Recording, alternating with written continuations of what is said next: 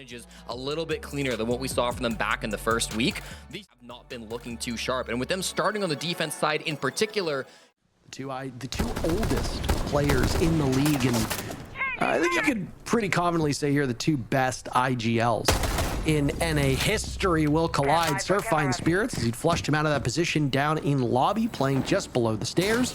That'll free things up for Canadian, or so he assumes, as we can see a silhouette not too far down. There goes Kaysen. Surf finding yet another.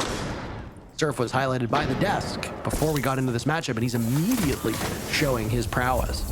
They're fighting tooth and nail for the space, Parker. They've already lost 2 bodies, and they're willing to lose more. Hot and Cold aggressive. Gomez as well. He's the first to fall out of those two. Leaves just Adam and Hot and Cold left alive in the 2v5. An impossible situation. The Nitro goes out in desperation, but it misses. Nice shot into Ambi. 2v4, maybe winnable. Adam worried about the other side of the map. He'll have to do it all now as Surf manages to take out Canadian. That's not exactly what you want to see. Might this have given an opening for Adam? They'll bring Hot and Cold back from the dead. He was bleeding out, but down does not mean out. And now a 2v3 for 100 Thieves, both of them on very low HP. So hard to imagine them winning it, but I mean, they're starting to put this together, and Adam can quarterback. Spoit's looking for the cross, but Adam is tucked in, locked in. Hot and Cold can ascend the stairs to help whenever he wants. It's a very advantageous angle for Adam, but he loses it to Rexon, and Spoit will take care of what remained of Hot and Cold. A very map of Border, beating teams on this map, including DarkZero and Cloud9 earlier in the season. Lots of pressure onto Spirits. He gets a shot. It's Kaysen, actually, from offices up behind the shield, who will shut down Canadian. Said he plays Monty on all 3 sites here on Border, and he continues that trend, but not a lot of success so far. Early damage now onto the young gunner, but he gets support from Gomez. Really good team play from 100 Thieves, Parker, playing around these east stairs and playing with their food. I mean, I know that the Death likes to talk about the 3-pointed spear, but it really is a 4-pointed spear for this team, and you're seeing it here. Full sail as Spirits has his hands full. He manages to down Rexon. Gomez with the secure. Gomez has been the hero so far of this round, but all these offensive threats for the Rebellion trying to make up for lost time. Suddenly it's Spoit in a 1v3, technically a 1v2, as Spirits is bleeding out and finished off by the Swede from above. 1 minute to corner of Workshop getting Diffuse Kit down, and it's a really easy swing. Misses out on Adam, who scoots by. Spoit's just running out of time. They've still got 1 more in reserve. If Adam fails, Adam will not. A nice clear. It's really this pressure on security that's taken all the attention up for 100 Thieves. We're back towards the top floor bomb site, but they're hunting roamers below.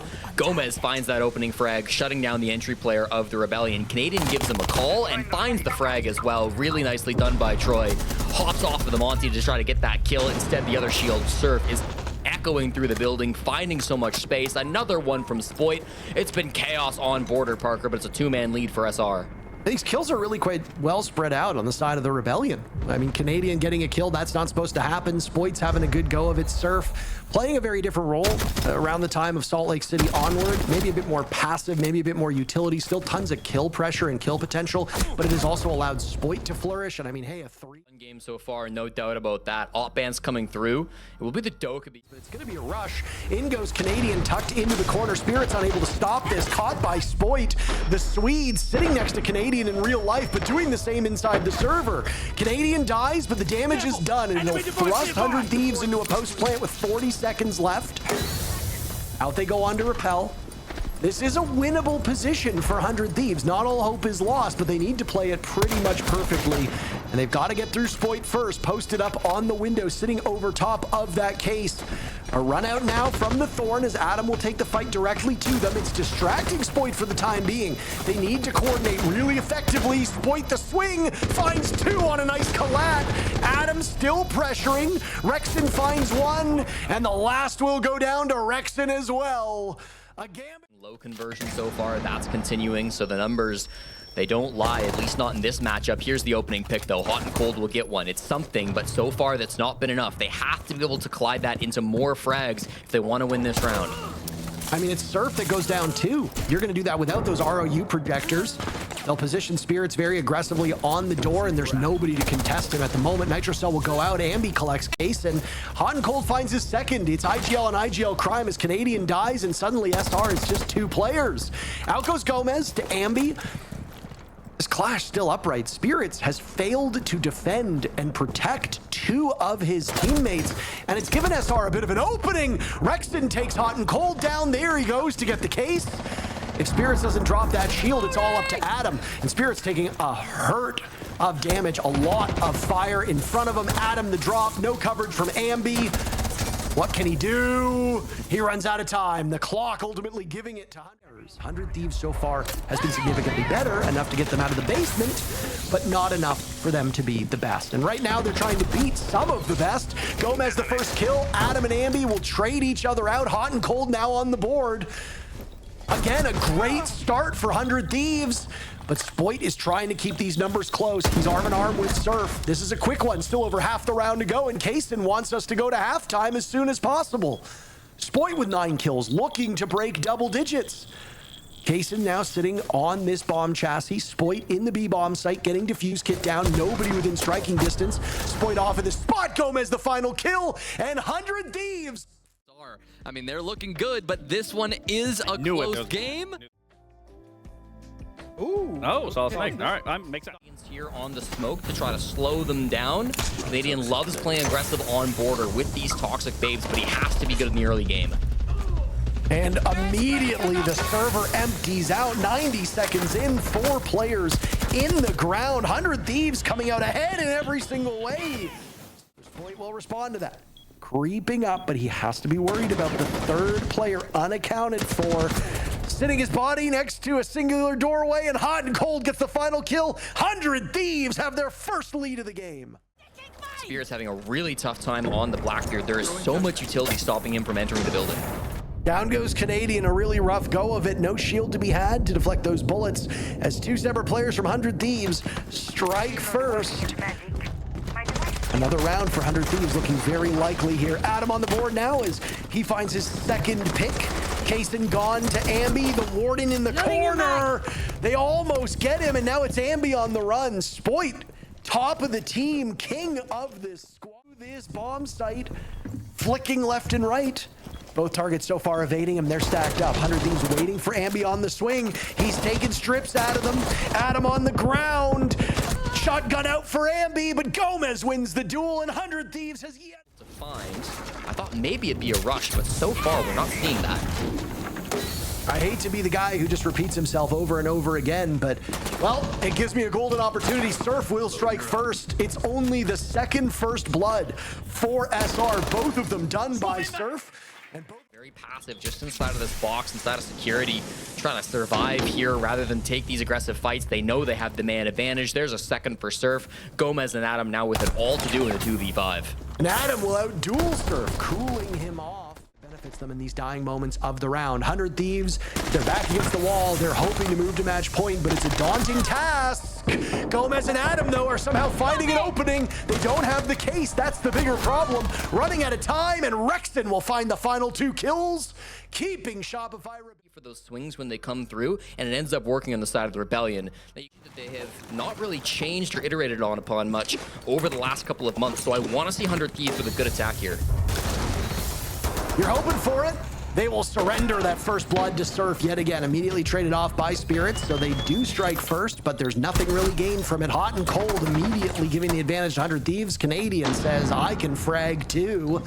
3 kills for Canadian as now he runs to contend with the Blitz, takes care of Spirits. Canadian on Canadian crime in the server. 100 Thieves are about to lose their... It's a nice play to suggest that he might go through the soft wall. He does take care of Ambi, but that's 15 seconds off of the clock. Adam will now need to reset. He holds defuse kit, but getting the case down, probably low priority. He needs to find Spoit and Canadian first. Drops down in a good position. Can finally make it towards the bomb site. Remember, it's custom supply. It's not even workshop, so he's got a long ways to go. He sees it. Under 10 seconds, watched by a bulletproof camera. I appreciate what he's trying to do here, but it's really quite a hopeless endeavor. And there's the soul list from above. Spoit sees him, target acquired, target handled. Spoit sending us to 12 rounds. I guess you could say the same of 100 Thieves, right? Adams had some real standout moments, and he's positioned to do so yet again. The Spirits is now walked in. Hot and Cold dies to Rexton. Spirits completely gone. Poor coverage from Adam. He's just not able to see Rexton. Tucked in. Somebody's going to look for the vault in. ROU projectors still 2 in pocket for Adam as they do some serious damage to him. There's the drop. Kasten taking matters into his own hands. He and Adam find an opening, and now Surf is called to action. Deputized to defend this bomb site, and Gomez will catch him on the cross. 100 Thieves.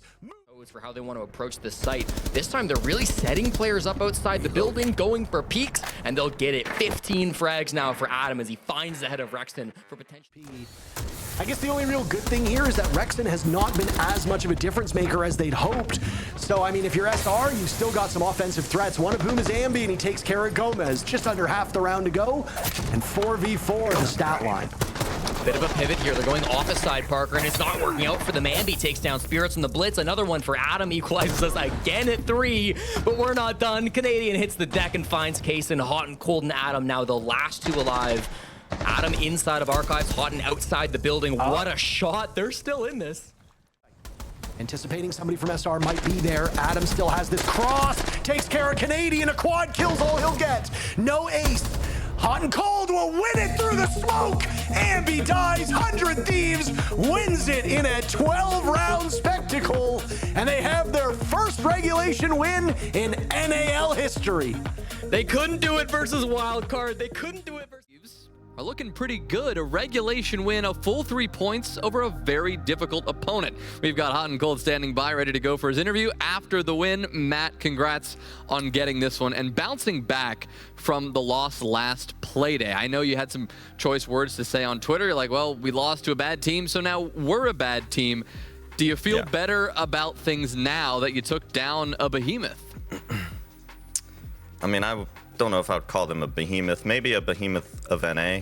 You know, we're technically the second best team in the world now, guys. I think we've made it. The math is mathing. Yeah. Now we're moving to first tomorrow. We're moving to first. But I mean, last week, I think my tweet, like a lot of people took it like serious. I mean, it was serious. I was calling those guys shit. I think they are. They just we didn't play like ourselves on attack, and we lost too many attacks, and then they just cheesed a couple rounds on their attack, and that's a BO1, you know? That's how it goes sometimes. Well, Hot and Sexy, can I be the first to say congratulations on your big win over... Nothing like a Hot and Cold versus Troy Canadian matchup. A lot of beef there, huh? You want to tell the audience about the beef? I'm just kidding. We're going to move on. You already kind of talked a little bit about the problems with some of your games. I actually want to know if you can give me some insight into a really funny round that I watched you guys do on the Vents defense. Round 5? Was that round 5 on that Vents defense? I believe, Matt, if you remember, you were the Solus hiding under the hatch. Yeah. You're fighting and hiding for your life, and then there's Spirits outside on Clash. He gets 2 people to come help him and get pieced up by Ambi. What were the comms like in this round? Honestly, I was kind of zoned in on my own thing. I was just trying to, I knew I had bomb down bathroom. I was trying to get it done, just staying alive. And all I can hear is just, Zaga or Spirits just yelling for help. I didn't know what was going on, honestly. I have to go back. I didn't even know he was outside. I have to go back and rewatch it. I just heard, was way out there. Can we power this guy outside? He's alone. And then that's all I heard, to be honest. Well, Matt, congratulations on the win. A much-needed 3 points for you guys. A much-needed win for my tier list for you guys, as I said to you. Keep us slow. Keep us slow. In all seriousness, something that I really noticed on your guys' attack in particular, whether it was from the M80 game or any of your guys' series, this time it looked like you guys really were getting those opening kills, going into your favor, but slowing down and also using the information ops into your guys' favor. So you guys really could use those, utilize it in those moments, make sure you could find out where a couple of those players are, alleviate the unknown possibilities, and then really go for the execute. And then it just looked practically flawless from there that we were hoping that we were seeing from the previous games. Yeah, I mean, right now the meta is just, it's kind of like a handicap meta. You don't really need a drone anymore. You just play Doke, Deimos, Snake, and you just walk. So a map like Border, you don't really need to play like the super...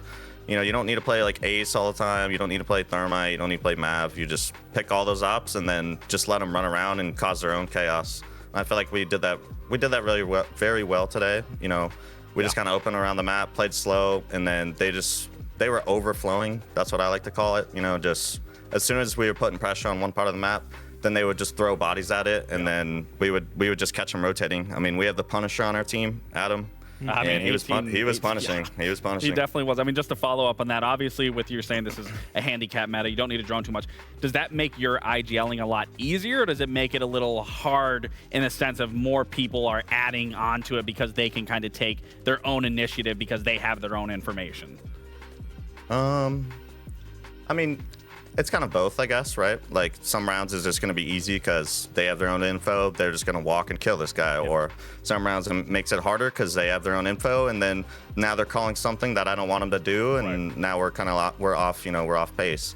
But I think that's kind of been the main issue for us, is just being on the same page, especially for our defenses. I know Kyle's given us a lot of shit watching back our first game mainly, but I would never. We would get a lot of winning advantages, and then we would just throw it away. And I think we're slowly trying to work on that in practice. It still lingers, but I mean, I feel like that lingers for every team, right? I think there was a stat that me and Mint were actually looking at, that you guys actually have like one of the leading, I can't remember what it was. Advantages. Yeah, you had the most advantage out of any team in the league, clearly, but obviously then it was being thrown away, as you were saying. So obviously today, got over the edge, got the 3 points you needed. Congratulations. Just need to convert, yeah. Yeah, worked out today against Shopify Rebellion. Matt, congratulations. Thanks for your time as always, and hope you guys continue to have success down the road. Thank you, guys. Love you, Kyle. Love you. Well, what a win for 100 Thieves. They do it on the back of some incredible team play, but we would be remiss if we do not give Adam his flowers. 18-8. The guy was floating.